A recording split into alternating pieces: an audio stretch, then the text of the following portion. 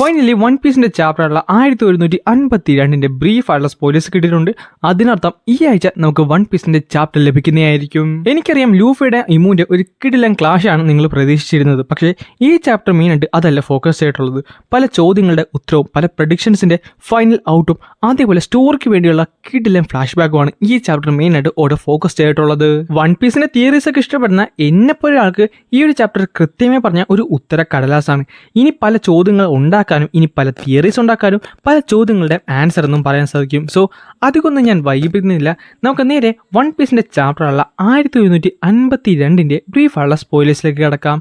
So title the terrible day എന്നാണ്. Cover പേജിൻ്റെ അത് നമ്മുടെ യാമറ്റോ കവമാട്സുവിന് ആ ഒരു ഹാറ്റ് കൊടുക്കുന്നുണ്ട്. ആ ഹാറ്റ് ഉണ്ടാക്കിയത് നമ്മുടെ ഒട്ടമയാണ്. സോ ചാപ്റ്റർ തുടങ്ങാൻ നേരത്ത് നമ്മുടെ ഗബാൻ പറയുന്നുണ്ട് ഹോളി നൈറ്റ്സ് ഇൻവിൻസിബിൾ അല്ല, അവരെ അറ്റാക്ക് ചെയ്യണമെന്നുണ്ടെങ്കിൽ ലൂഫി അവൻ്റെ കോൺഗ്രസ് ആക്കി ഇനിയും ഇംപ്രൂവ് ചെയ്യണം. സോ ആദ്യം തന്നെ ഒരു ഉത്തരമാണ് ഹോളി നൈറ്റ്സ് ഇൻവിൻസിബിൾ ആണോ അല്ലയോ എന്നുള്ളൊരു ഉത്തരം. അതിൻ്റെ അകത്ത് അല്ല എന്ന് തിരിഞ്ഞിട്ടുണ്ട്. അവരെ അറ്റാക്ക് ചെയ്യണമെന്നുണ്ടെങ്കിൽ കോൺഗ്രസ് ആക്കി വേണമെന്നുണ്ട്. സോ ഇപ്പം നിലവിൽ പറഞ്ഞു കഴിഞ്ഞാൽ മിക്ക സ്ട്രോ ഹാറ്റ്സും ഹെൽപ്ലെസ് ആണ് ഈ ഒരു കറണ്ട് സിറ്റുവേഷനിൽ. അതേപോലെ സ്ട്രോ ഹാറ്റ്സിൻ്റെ അകത്ത് ഒരാൾക്ക് കൂടെ കോൺഗ്രസ് ആക്കിയിട്ടുണ്ടെന്ന് ഇവിടെ തെളിഞ്ഞിട്ടുണ്ട്. അത് നമ്മുടെ ഗബാനും പറയുന്നുണ്ട്. സോ സാഞ്ചി ഓർത്തത് അത് അവനെ പറ്റിയാണെന്നാണെങ്കിലും ഗബാൻ സംസാരിക്കുന്നത് നമ്മുടെ സോറോടായിരുന്നു.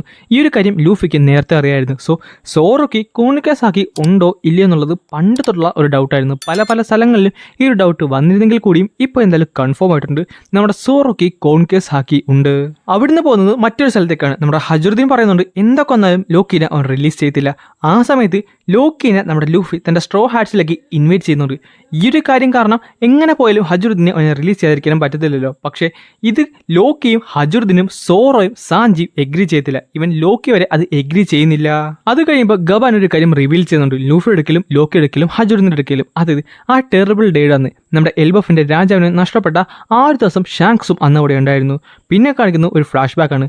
14 വർഷങ്ങൾക്ക് മുമ്പ് നമ്മുടെ ലോക്കി ഹാർലിനെ കാണാൻ പോയി. അതായത് എന്തുകൊണ്ടാണ് പുള്ളിക്കാരൻ ഇപ്പോൾ വേൾഡ് ഗവൺമെൻറ്റുമായിട്ട് ഒരു അലയൻസ് ക്രിയേറ്റ് ചെയ്തതെന്ന് അറിയാനായിട്ട്. സംഭവം വേറൊന്നുമില്ല, നമ്മുടെ ലോക്കിക്കാട്ടെ വേൾഡ് ഗവൺമെൻറ്റിനെ ഇഷ്ടമല്ല. കാര്യം അവരാണ് റോക്സ് ഡി സെബക്കിനെ കൊന്നത്. ഇവിടെ നമുക്ക് 2 ഉത്തരങ്ങളാണ് കിട്ടിയിട്ടുള്ളത്. ഒന്ന്, റോക്സ് ഡി സെബക്ക് ഇന്ന് ജീവനോടെ ഇല്ല, അവൻ മരിച്ചിട്ടുണ്ട്. രണ്ടാമത്തത്, നമ്മുടെ വേൾഡ് ഗവൺമെൻറ്റുമായിട്ട് കിങ് ഹാർലിന് ഒരു കണക്ഷൻ ഉണ്ടായിരുന്നു. പക്ഷേ ലോക്കി അന്ന് അവിടെ ചെന്നപ്പോൾ ക്യാസിലേക്ക് ചെന്നപ്പോൾ അവൻ കണ്ടത് കിങ് ഹാർൽ ഓൾറെഡി മരിച്ചിട്ടുണ്ടായിരുന്നു. അവനെ കൊന്നത് അവൻ്റെ ഓൺ സോൾജേഴ്സാണ്. സോ 2 കാര്യങ്ങളാണ് ഇവിടെ കിട്ടിയിട്ടുള്ളത്. ലോക്കിയല്ല അവനെ കൊന്നതെന്ന് നമുക്ക് ഉറപ്പായിട്ടുണ്ട്. പക്ഷേ എന്തിനാണ് അവൻ്റെ ഓൺ സോൾജേഴ്സ് കിങ് ഹാർലിനെ കൊന്നെന്നുള്ള ചോദ്യം ഇവിടെ ഉയർന്നിട്ടുണ്ട്.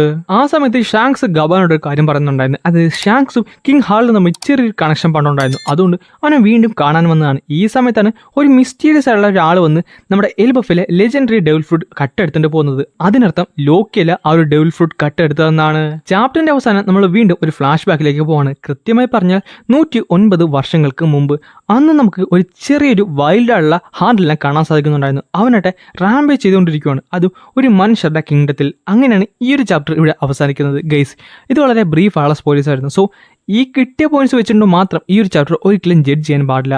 ഇതിനകത്തുള്ള പല കാര്യങ്ങളും തെറ്റാനും ഇനി പല കാര്യങ്ങളും മാറാനും ചാൻസ് ഉണ്ട്. സോ എന്തൊക്കെ വന്നാലും നിങ്ങൾ ചാപ്റ്റർ വന്നതിന് ശേഷം മാത്രമേ ഇത് ജഡ്ജ് ചെയ്യാൻ പാടുള്ളൂ. അതേപോലെ നെക്സ്റ്റ് വീക്ക് ബ്രേക്ക് ഇല്ല. സോ അടുത്ത ചൊവ്വാഴ്ച എന്തായാലും മറ്റൊരു സ്പോയിലറായിട്ട് കാണാം.